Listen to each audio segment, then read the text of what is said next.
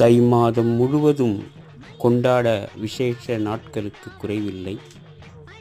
முதல் நாள் தைப்பொங்கல், 2ஆம் நாள் மாட்டுப்பொங்கல், 3ஆம் நாள் மஞ்சு விரட்டு என்னும் வீர விளையாட்டு நடைபெறும். இந்த தை மாதத்தில் மகர ஜோதியாக சபரிமலை ஐயப்பன் பக்தர்களுக்கு காட்சி தருவதும் தையில்தான். தை செவ்வாய், தை வெள்ளி என்று விரதம் இருந்து அம்மனுக்கு மாவிளக்கு ஏற்றினால் நினைத்தது நிறைவேறும்.